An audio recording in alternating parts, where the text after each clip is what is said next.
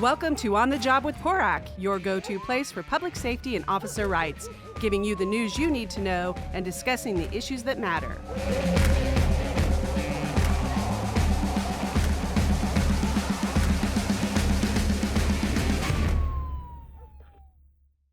Hi, and welcome to On the Job with PORAC.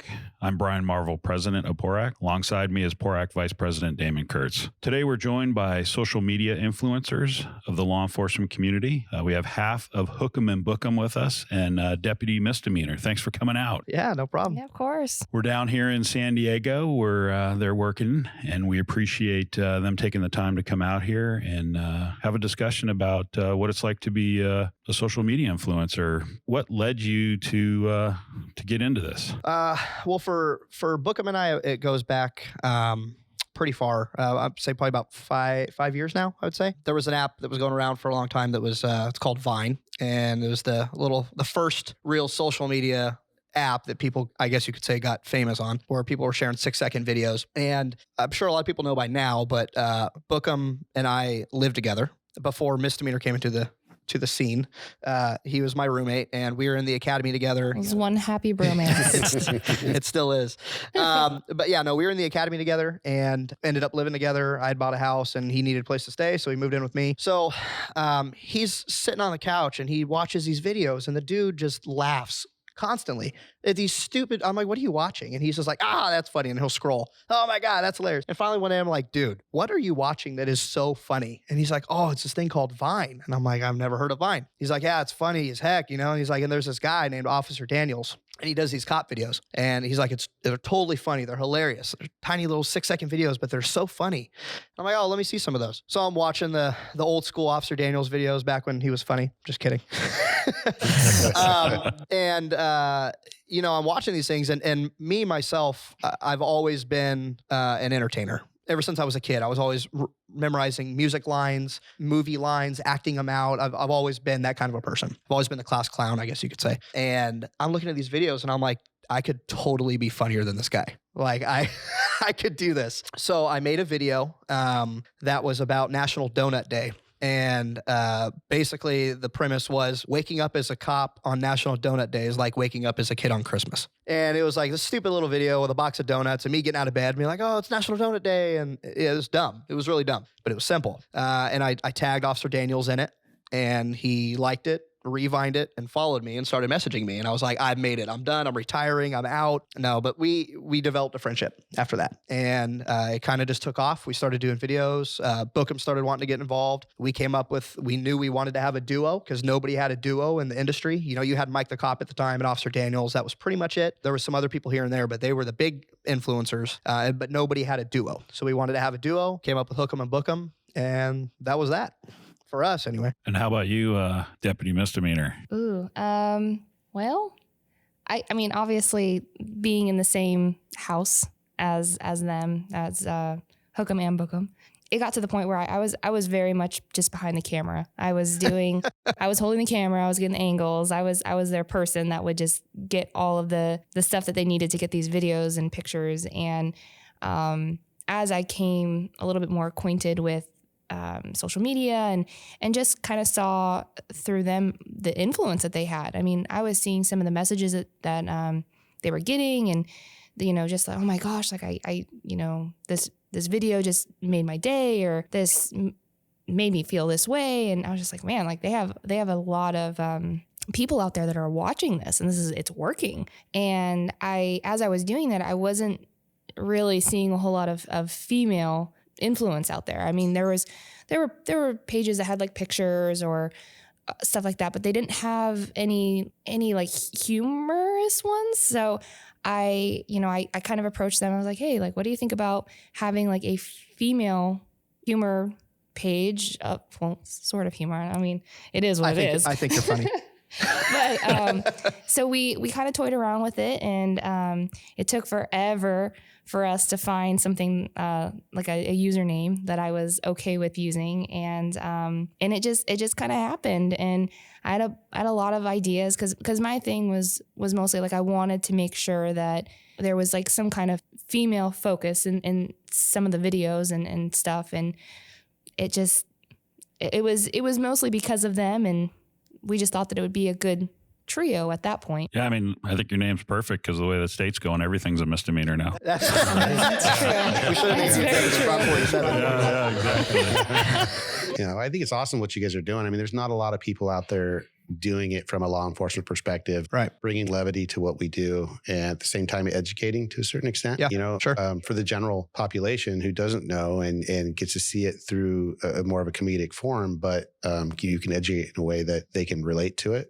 And then obviously all of us cops totally relate to it and think it's hilarious because, it's kind of like that Super Troopers, all the things you want to do when you're out there on the job, you get away with it. You guys can put it out on a video. Yeah, and that's the fun part of it is it's kind of like Saturday Night Live, where they take, or South Park, or any of those shows where they take stuff that's happening and they twist it into this thing for a niche. And we can take the jokes and the things that we deal with. We all know our sense of humor as cops is totally different than the common public. But at the same time, this allows us to take our sense of humor and it is seen by the common public. And that kind of changes a lot of perspectives. And a lot of the messages we get, like she said, you guys changed my outlook on cops. I've never looked at cops this way. Like you guys, I hated cops and you guys have changed that. Especially Bookham being African-American. He's got several messages from young African-American kids who are like, hey, thanks for doing what you're doing because I don't trust cops and you've changed that in me. Yeah, I really, to dovetail on what Damon was saying is that you really are humanizing the badge because they're seeing a completely different perspective of who we are as people versus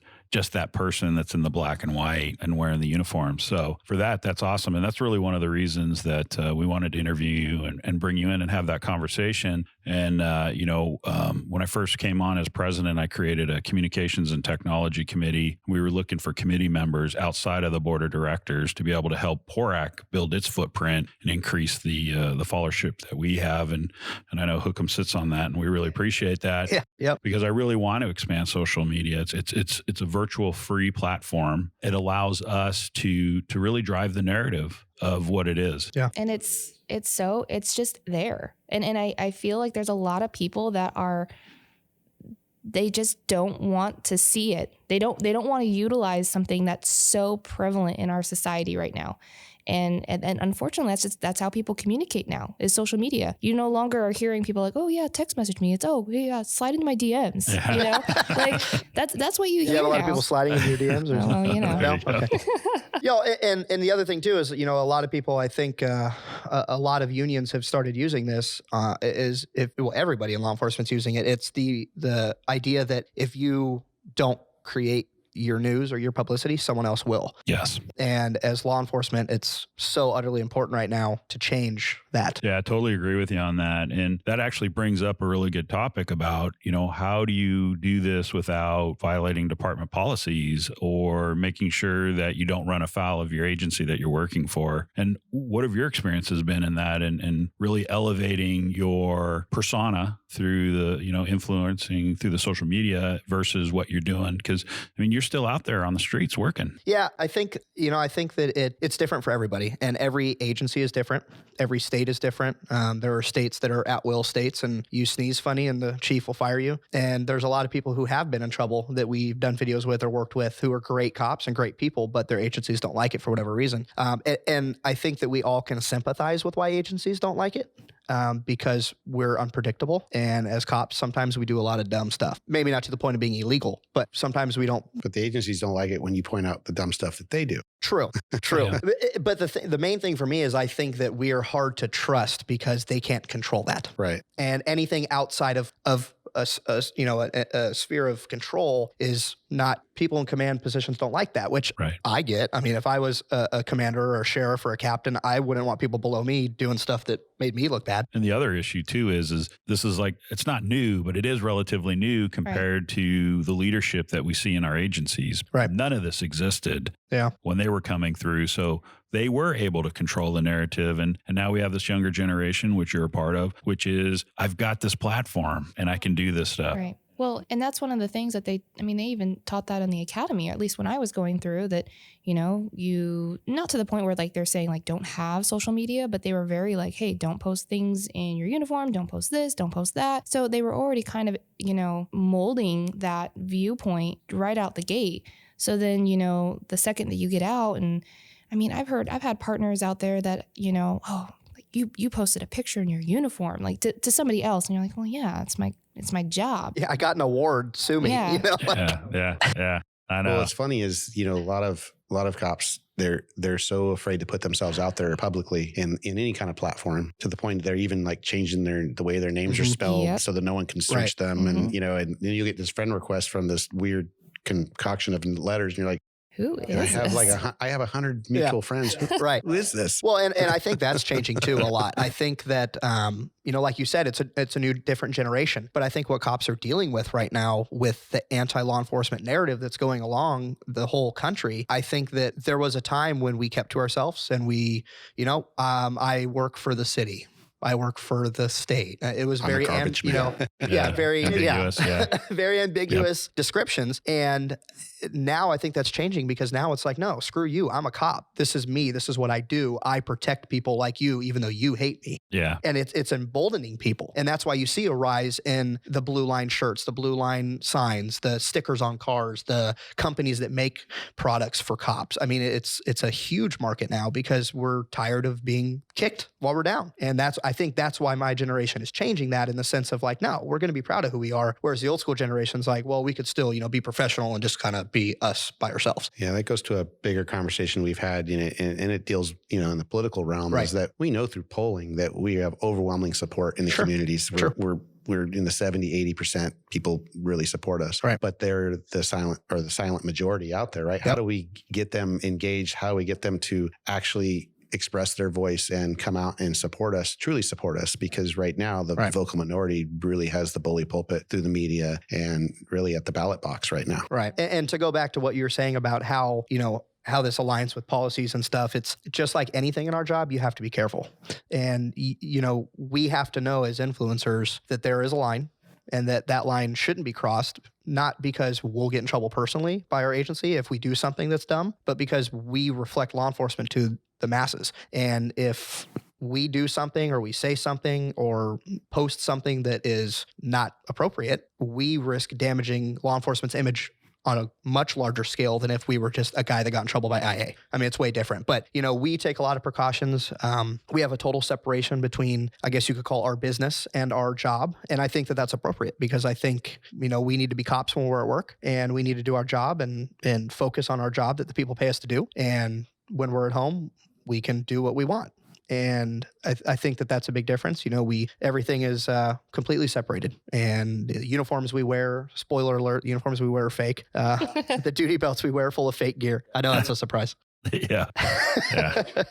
Well, it's the same with us, even though we're up at PORAC, and if we do TV commercials or anything like that, it's not our uniform from our respective agency, unless we're attending like the memorials and stuff. But the reality is we have to draw that bright line just like you do in regards to what we're doing. Obviously, this is sort of a small group of people throughout the nation. What are your relationships with some of the other influencers that are really doing a great job putting our profession out there in a humorous light? Yeah, I'd say we're family. I mean, honestly, there's a lot of people who, naturally, just like how I got into it, there's a lot of people who watch what we do.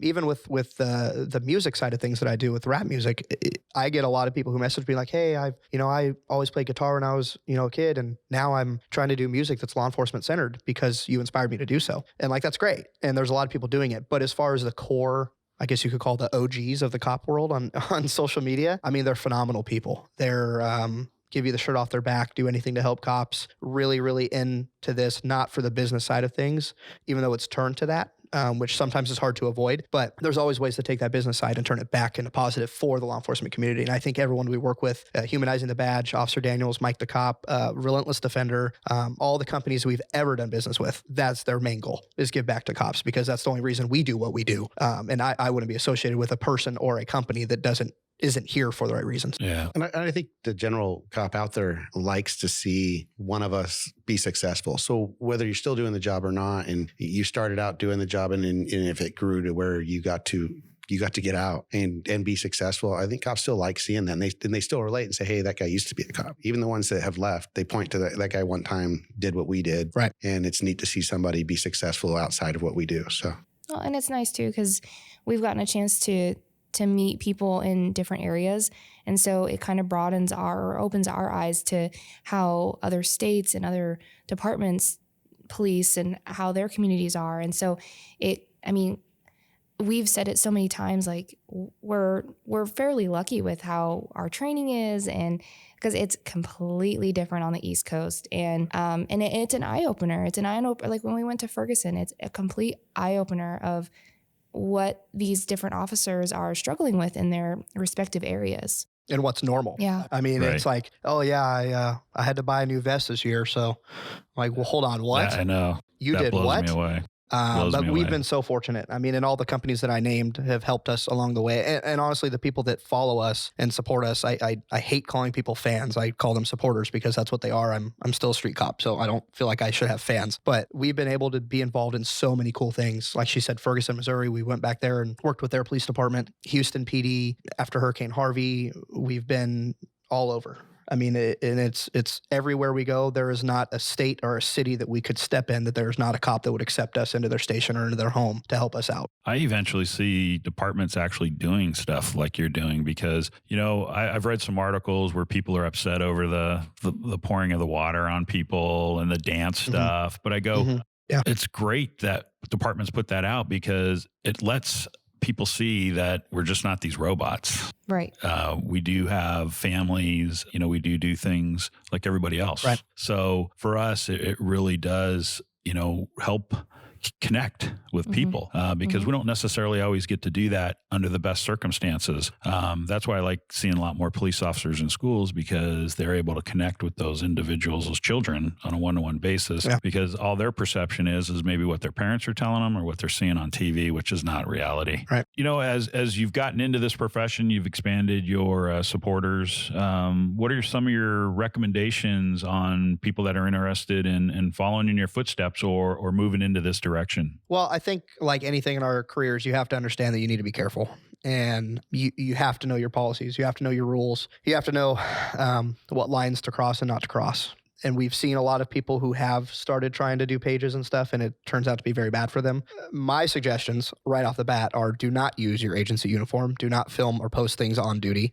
Do not post things that you maybe wouldn't say on duty, especially if you're able to link back to your agency or they're able to link you back to your agency. But I think a lot of it's common sense. And I think sometimes we lack that when we are running our mouth or doing whatever, or trying to be funny. And I mean, that's my downfall. You can ask my wife. I try to be funny and usually I just put my foot in my mouth or do something. Yeah, just a little bit. But what do you think? I think like some of it is you got to find something that you're passionate about. I think that there's a lot of people out there that are kind of like, I mean, not everything has to be funny. I mean, I've seen a couple of pages that are very informative and it's great.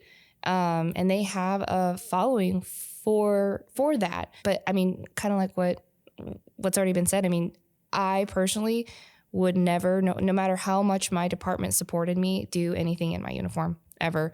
I mean, just because, I mean, you never know if something were to go south, you wouldn't want that coming back on you. And I don't want to lose my job. So yeah, just that. I mean, and for us, when we make videos, I mean, the amount of time that goes into like thinking about, okay, who do you think's going to get offended about this? And what do you think about that? Like, I mean, there's so much planning that goes into it. So you have to have like, run it by somebody like, hey, I think I want to do this. Like, what do you think about that? And, just put it out there and see and just, think about it. Yeah, because because you're representing cops. Even though you're not representing your agency, people see your videos and they're like, oh, that cop made fun of whatever. And now you've ruined it. You know what I mean? But like she said, finding a niche or something you want to go after, I think is important because you don't have to be funny. You don't have to do that, but you can still be an influencer.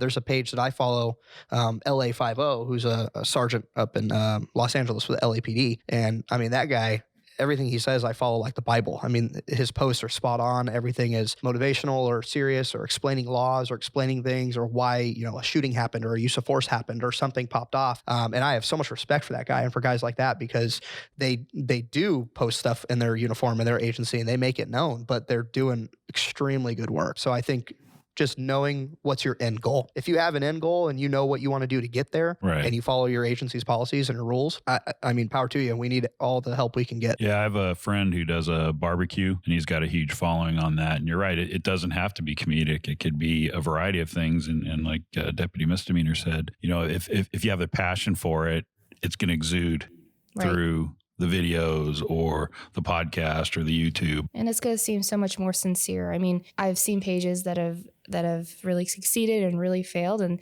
the pages that have kind of failed, it wasn't sincere, and people see that. You know, especially when you're giving out material to cops. I mean, they're gonna see whether or not you're being, you know, fake or not. And we're pretty hard on each other. Yes. Yeah. And we see through bullshit pretty quick too.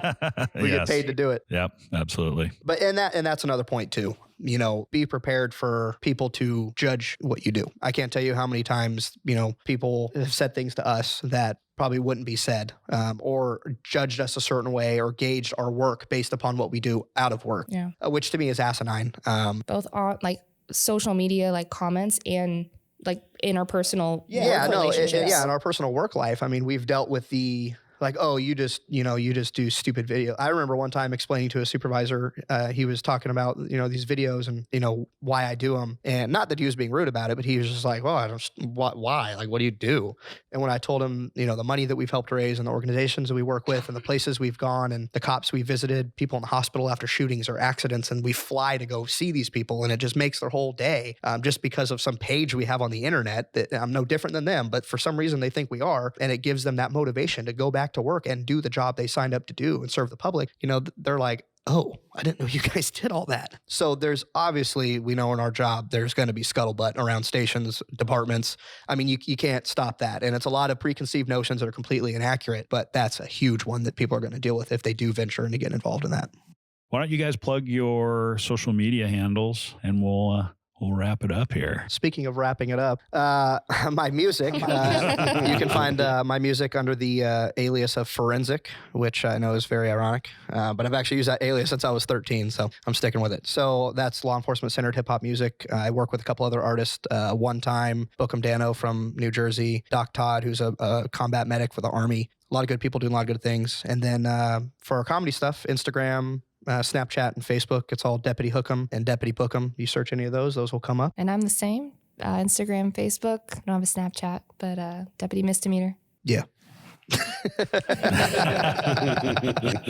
Now, do you have a Hookem and Bookham together, or is it one individual? Yeah, Facebook is together, so it's Deputy Hookem and Deputy Bookham, and then our Instagrams and Snapchats are separate. All right. Well, we wish we could have had your other half here, but maybe next time we'll do a follow-up. He's out writing tickets to people or something. I don't know. There you go. he's got to pay the rent, so he's got to go to work. Yes, very true. I want to thank you two for joining us on this latest episode of On the Job with Porak. We hope you enjoyed it. Group's hilarious to be sure, so check them out on their social media platforms. They plugged their handles for you. We'd love to hear your ideas for upcoming episodes. Join us on all our social media platforms and be sure to tag us with your suggestions. Go to porak.org to learn more about California's largest law enforcement organization, representing over 75,000 public safety members. Make sure to check out and share our monthly and archived podcasts on iTunes, Google, YouTube, and wherever available. Lastly, we'd like to say thank you to all our PORAC members and our nation's law enforcement. Be safe and have a great day. That's it for this episode. Make sure you tune in next time as we discuss the issues that matter.